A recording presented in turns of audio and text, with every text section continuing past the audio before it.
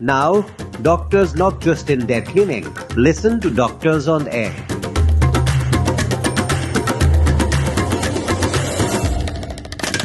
Hello sir 94.3 my FM થી હું પ્રતીક્ષા તમારી સાથે, અને આજે ખાસ વાતો થવાની છે. સો આપણે એવું માનીએ ને કે દરેક વ્યક્તિ દેખીતી રીતે બહુ હેલ્ધી છે, પણ બહુ શોકિંગ વાત છે કે દરેક 3 જે હેલ્ધી વ્યક્તિ દેખાય છે એમાં એક ડાયાબિટીસનું રિસ્ક લઈને ફરે છે. સો આજે એના વિશે બહુ બધી ક્લેરિટી મળવાની છે. મારી સાથે ડોક્ટર વિતરાગ જોડાયા છે, વિતરાગ હોસ્પિટલથી. ડોક્ટર વિતરાગ શાહ, ગૌરવપથ રોડ, આપણા સુરતમાં પાલ ખાતે એમની હોસ્પિટલ છે. Sir, welcome to my FM studio. Thank you Pratiksha. Sir, તમે જે કહ્યું એ પ્રમાણે કે દર 3 વ્યક્તિમાં એક વ્યક્તિ ઇઝ એટ ડાયાબિટીસનું રિસ્ક. તો કેવી રીતે હેલ્ધી વ્યક્તિ, જેને એવું લાગે છે કે મને કશું જ નથી, હું ફાઇન છું, હેલ્ધી ફિટ એન્ડ ફાઇન, એને ડાયાબિટીસનું રિસ્ક છે, એના કન્સર્ન હોવા જોઈએ? એટલે અમુક ડાયાબિટીક રિસ્ક ટેસ્ટ છે, એક અસેસમેન્ટ ટૂલ છે, જેમાં કોઈ બ્લડ ટેસ્ટની જરૂર નથી, જસ્ટ ક્વેશ્ચનર આવે, એ તમે ફિલઅપ કરો કે તો ઓનલાઈન કેલ્ક્યુલેટરમાં તમારા ડેટા ફિલઅપ કરો, એટલે તમને રિસ્ક ખ્યાલ આવે કે લો, મોડરેટ, હાઈ રિસ્ક છે. એમાં પેરામીટર્સ આવે છે, તમારી ઉંમર, એજ કેટલી છે, 35 થી 50, 50 થી વધારે, તમારું વેસ્ટ સર્કમ્ફરન્સ કેટલું છે, જેન્ટ્સની અંદર 90 સેન્ટીમીટરથી ઓછું નોર્મલ હોય, ફિમેલમાં 80 થી ઓછું નોર્મલ હોય, તમારી BMI, વેઇટ કેટલું છે, તમારી ફેમિલી હિસ્ટ્રી છે, એક પેરેન્ટને ડાયાબિટીસ છે, બંને પેરેન્ટ્સને ડાયાબિટીસ છે, એના પરથી હજુ રિસ્ક તમારું પ્લસ માઇનસ કેલ્ક્યુલેટ થાય. એટલા બધા બ્લડ ટેસ્ટ વગરના જે રિસ્ક ફેક્ટર છે, તમારી લાઇફસ્ટાઇલ શું છે, તમે કેટલી એક્ટિવિટી કરો છો, અઠવાડિયામાં 5 દિવસ ફિઝિકલ એક્ટિવિટી છે, 2 દિવસ એક્ટિવિટી છે, આવા અલગ અલગ પેરામીટર છે. ઇન્ડિયન એસોસિએશનના અલગ છે, અમેરિકન એસોસિએશનના અલગ છે, પણ બેઝિક કન્સેપ્ટ બધાનો એ જ છે કે age, BMI, weight, waist circumference, family history અને એક્ટિવિટી લાઇફસ્ટાઇલ એ શું છે, એના પરથી તમારું લો, મોડરેટ, હાઈ રિસ્ક આવે છે. હવે એમાં જો તમારું મોડરેટ ઓર હાઈ રિસ્ક છે તો ડેફિનેટલી 50% ચાન્સ છે કે 10 વર્ષમાં તમને ડાયાબિટીસ થઈ શકે છે. એટલે ડાયાબિટીસ થઈ શકે એના રિસ્ક ટેસ્ટ પણ હોય છે, તો એ શું છે? બસ મેં તમને કીધું એ પ્રમાણે ઇન્ડિયન ડાયાબિટીસ રિસ્ક સ્કોર કરીને સ્કોર છે, એ આપણે એમાં આ બધા ડેટા ફિલઅપ કરવાના, એટલે આપણું સ્કોરિંગ આવે લો, મોડરેટ, હાઈ. અને મોડરેટ અથવા હાઈ હોય તો પછી તમારે at least every 3 month routine blood test કરીને પણ જોઈ લેવું જોઈએ, એટલે ડાયાબિટીસ વધી જાય એ પહેલાં તમને ખબર પડે. સો આ જે ટેસ્ટ છે, રિસ્ક ટેસ્ટ, એ કેટલા એક્યુરેટ છે?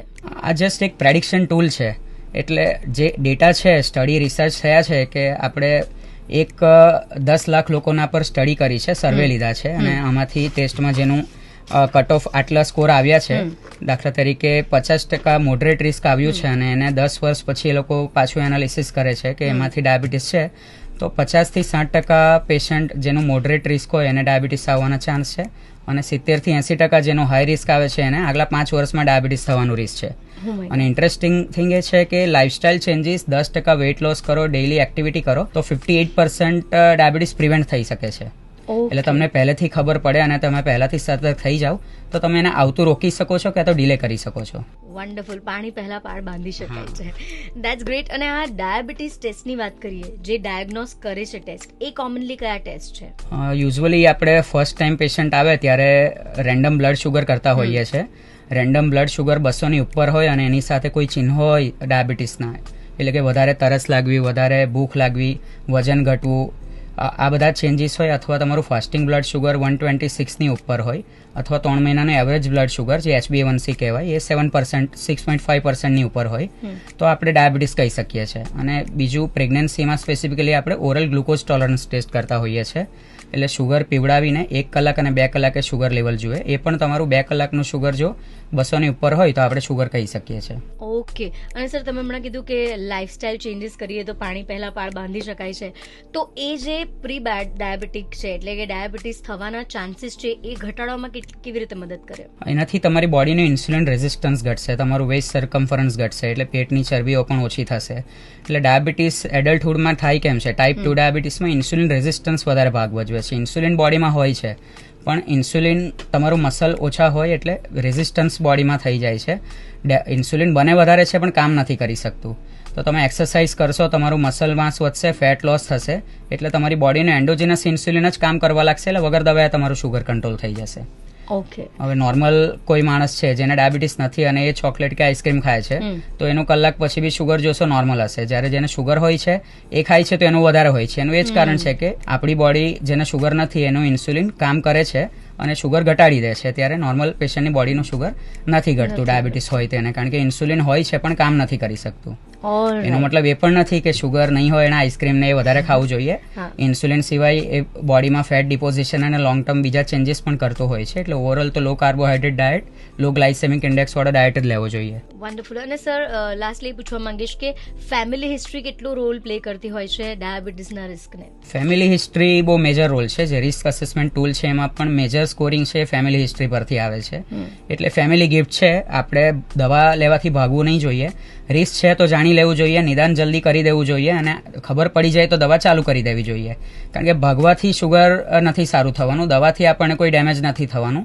પણ શુગર એક પ્રકારની ઉધઈ છે જે અત્યારે તમને 150 હશે, 5 વર્ષમાં 200 હશે અને 10 વર્ષમાં 250-300 હશે. તમને એવું લાગશે મને કંઈ તકલીફ નથી, પણ 10 વર્ષ પહેલાં તમારી જે બોડી હતી અને 10 વર્ષ પછી જે બોડી હશે, બોડીમાં બહુ ફિઝિકલ ચેન્જીસ માઇક્રો લેવલે થઈ ગયા હશે. લીવર, કિડની, આંખ, હાર્ટ બધામાં છારો બાજી ગયા હશે. એટલે ઉધઈની જેમ બોડીને ડેમેજ કરશે. એટલે sugar as early as possible diagnose કરવું, લાઇફસ્ટાઇલ ચેન્જીસથી પ્રિવેન્ટ કરવાની ટ્રાય કરવી, આવી જાય તો ડર્યા વગર એનો સામનો કરીને દવા લેવી, રેગ્યુલર ચેકઅપ કરાવવું જોઈએ. સો દેખીતી રીતે હેલ્ધી ફિટ એન્ડ ફાઇન છો, તો પણ કન્સર્ન એરિયા કેટલા છે, કયા પ્રકારના છે, એની બહુ જ સરસ ડોક્ટરે આપણને ક્લેરિટી આપી છે. સો તમારે જો ડોક્ટર વિતરાગ શાહનો સંપર્ક કરવો હોય, કોઈ પણ વધારે માહિતી જોઈતી હોય તો એમનો કોન્ટેક્ટ કરી શકો છો. એમની હોસ્પિટલનો એડ્રેસ છે ગૌરવ પથ પર સાઈ મિલાપ શોપર્સ બિલ્ડિંગ છે, એમાં 6ઠ્ઠા માળે વિતરાગ હોસ્પિટલ છે. What is your diabetes risk? High or low? Scan to know.